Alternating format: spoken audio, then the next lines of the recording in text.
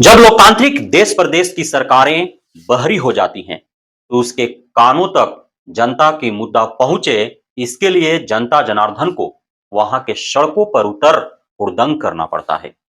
जब सरकारें अंधी हो जाती है, तो उसकी आंखों को जनता के मुद्दों का दीदार कराने के लिए जनता को सड़कों पर उतर तांडव करना पड़ता है। नमस्कार, हकीकत में मैं राकेश वर्मा आप सभी का स्वागत करता हूं। आज पूरे दिन बिहार की सड़कों पर हुड़दंग और तांडव देखने को मिला। यह हुड़दंग और तांडव सिर्फ इसलिए चूंकि पिछले एक माह से लगातार बीपीएससी अभ्यर्थी बिहार के राजधानी पटना के गर्दनी बाग से लेकर के गांधी मैदान तक धरना प्रदर्शन आंदोलन करते रहे, लेकिन बिहार सरकार के कानों पर जू तक नहीं रेंगा। लगातार इनके द्वारा मांग की जा रही है कि पूरे बीपीएससी 17वीं प्री एग्जाम को रद्द कर और पुनर्परीक्षा लिया जाए, लेकिन बीपीएससी आयोग हठधर्मिता अपनाते हुए और महज एक परीक्षा केंद्र के परीक्षा को रद्द कर पुनर्परीक्षा करा लेती है और परिणाम घोषित करने की तिथि भी घोषित कर देती है। पप्पू यादव लगातार अभ्यर्थियों का साथ देते रहे हैं। गर्दनी बाग में जाकर के धरना स्थल पर उन्होंने 2-3 दिनों तक उनके साथ अनशन पर बैठा भी, साथ ही उनको कई सारे राहत सामग्रियां भी प्रदान किया एवं जब पुलिसिया लाठी से अभ्यर्थी घायल हुए तो उनसे मिलने, उनको देखने के लिए हॉस्पिटल भी गए और लगातार वे बीपीएससी अभ्यर्थियों के साथ खड़ा दिखे। आज 12 जनवरी 2025, आज का दिन युवाओं का दिन है, राष्ट्रीय युवा दिवस है।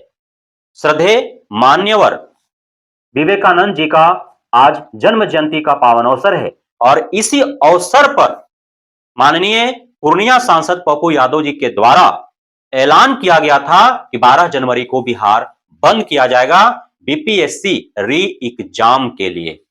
और आज पूरे दिन पप्पू यादव के इस ऐलान का युवाओं ने शहर स्वीकारते हुए और उसका पालन किया। पूरे बिहार भर के विभिन्न क्षेत्रों से पप्पू यादव के समर्थक एवं साथ ही पप्पू यादव के इस ऐलान के बाद चूंकि भीम आर्मी के कार्यकर्ताओं ने भी उनका साथ देने के लिए घोषणा किया था, साथ ही बिहार प्रदेश का जो अजदीन अवैसी की पार्टी का प्रदेश कमेटी है उसके द्वारा भी पप्पू यादव के इस आंदोलन में साथ देने के लिए उनकी से घोषणाएं की गई थी। तो तीनों पार्टियों के कार्यकर्ताओं ने भरपूर साथ दिया पप्पू यादव का और साथ ही जो युवा शक्ति है, जो छात्र शक्ति है, वह भी अपने शक्ति का प्रदर्शन किया आज पूरे दिन।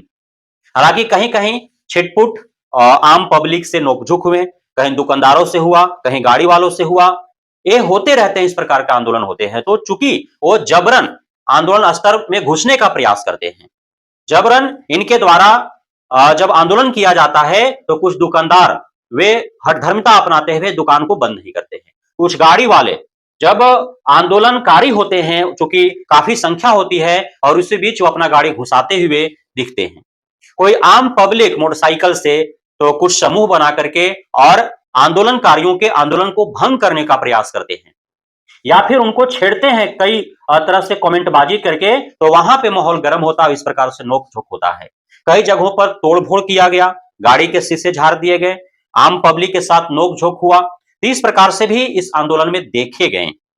लेकिन मुख्य जो इस आंदोलन का मकसद था वह था सरकार के कानों तक बीपीएससी अभ्यर्थियों के आवाज को पहुंचाना। पप्पू यादव भी स्वयं पटना के सड़कों पर दिखे।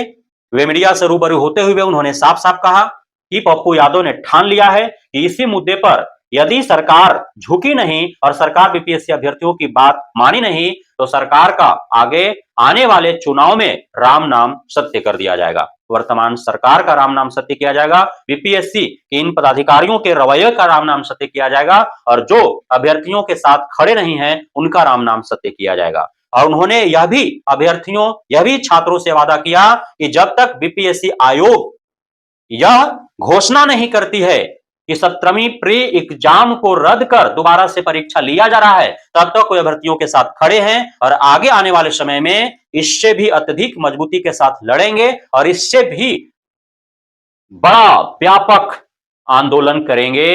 पूरे बिहार भर के सड़कों पर सभी विपक्षी दलों के कार्यकर्ताओं को उतारेंगे और पूरा बिहार में चक्का जाम कर देंगे।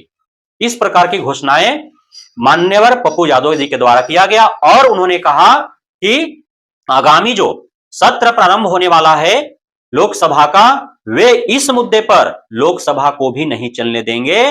उन्होंने प्रधानमंत्री तक को यह चेतावनी दे डाली कि यदि इस मुद्दे पर गंभीर नहीं होती है बिहार सरकार से लेकर के केंद्र सरकार तक, क्योंकि दोनों जगह पर एनडीए का ही सरकार है, तो लोकसभा भी वो नहीं चलने देंगे। अब देखना यह होगा कि पप्पू यादव के इस चेतावनी और पप्पू यादव के द्वारा आज के बिहार बंद के बाद सरकार का क्या रवैया होता है, बीपीएससी आयोग का क्या स्टैंड होता है और बीपीएससी अभ्यर्थियों के पक्ष में बातें होती हैं अथवा नहीं, बीपीएससी के पीड़ित अभ्यर्थियों को न्याय मिलता है अथवा नहीं।